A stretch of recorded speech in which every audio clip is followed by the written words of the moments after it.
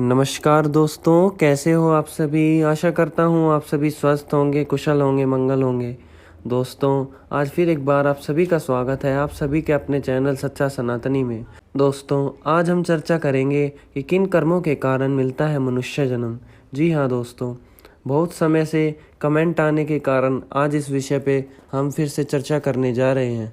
साथियों, अगले और पिछले जन्म के बारे में जानने की उत्सुकता तो हर किसी में होती है। हर मनुष्य ये जानना चाहता है कि वह पिछले जन्म में क्या था और आने वाला जन्म उसका किस योनि में होगा। तो मित्रों, आप सभी का स्वागत है आपके अपने चैनल सच्चा सनातनी में। साथियों, आज के इस वीडियो में हम ये जानेंगे कि गरुड़ पुराण के अनुसार वह कौन से कर्म हैं जिन्हें करने के बाद मनुष्य योनि में दोबारा जन्म मिलता है। साथ ही आपको हम यह भी बताएंगे आखिर वो कौन से पाप हैं जिन्हें करने के बाद एक मनुष्य का जन्म गधे और भेड़िए जैसी योनि में होता है। तो जानने के लिए यह वीडियो अंत तक जरूर देखिएगा। मित्रों, महापुराण गरुड़ पुराण की बात करें तो इसमें मनुष्य के हर कर्म का लेखा जोखा दिया गया है, जो न केवल उसके पाप पुण्य का निर्धारण करते हैं बल्कि मरने के बाद मिलने वाली सजा और अगले जन्म की योनि तक के बारे में भी बताते हैं। गरुड़ पुराण में लिखा गया है कि कर्म अच्छे हो या फिर बुरे, सभी का फल संसार में जन्म लेने वाले हर जीव को मिलना तय है।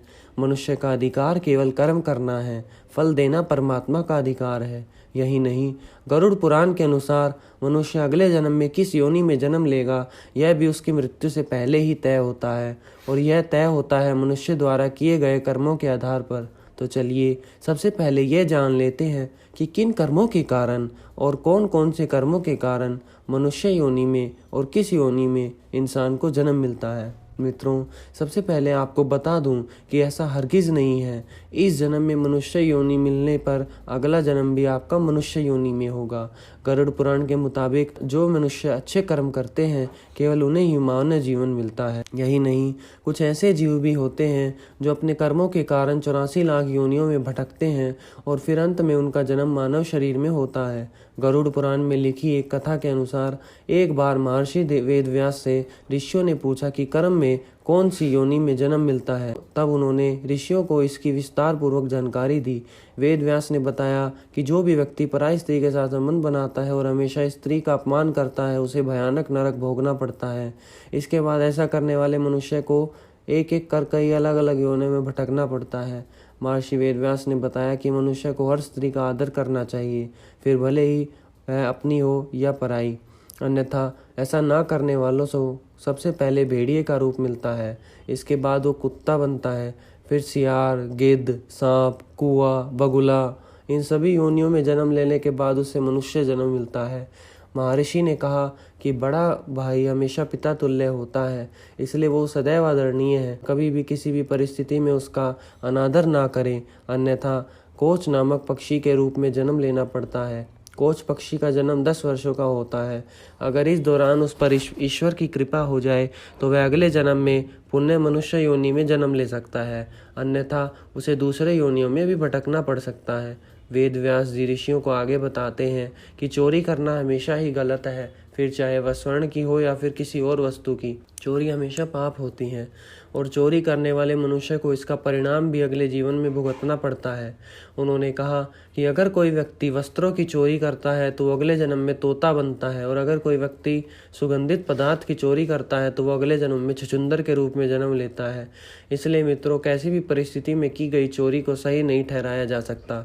ऐसा करने वाले को इसके गंभीर परिणाम भुगतने पड़ सकते हैं। महर्षि आगे बताते हैं कि अगर कोई व्यक्ति किसी की हत्या कर देता है या फिर कोई दूसरा जघन्य अपराध कर देता है तो ऐसा करने पर उसका अगला जन्म गधे की योनि में होता है। इस बीच एक ऋषि महर्षि से सवाल करते हैं कि मनुष्य योनि में जन्म लेने के लिए कौन से कर्म करने पड़ते हैं।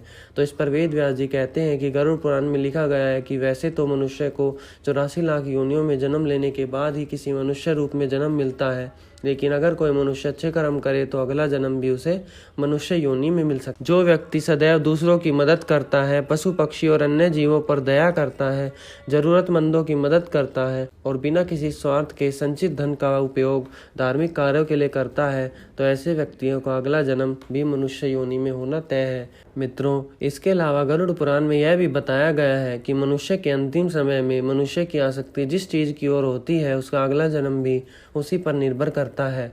यदि कोई व्यक्ति मृत्यु के अंतिम क्षण में किसी स्त्री को याद करते हुए प्राण त्याग देता है तो उसके अगले जन्म में भी उसे स्त्री बनना पड़ता है। अंतिम क्षण में ईश्वर का नाम लेता है तो वो मुक्ति के मार्ग पर अग्रसर हो जाता है, यानी मृत्यु के अंतिम क्षण का विचार उसके अगले जन्म का आधार बनता है। इसलिए शास्त्रों में कहा गया है कि मरते समय हमेशा राम नाम का जप करना चाहिए। तो मित्रों, आज के इस वीडियो में बस इतना ही। आपको यह वीडियो कैसी लगी हमें कमेंट करके ज़रूर बताएं और ऐसे ही वीडियो देखने के लिए हमारे चैनल को सब्सक्राइब ज़रूर कीजिए। आज के लिए बस इतना ही, फिर मिलते हैं एक नई वीडियो के साथ। तब तक के लिए जय श्री राम, जय बागेश्वर धाम दोस्तों।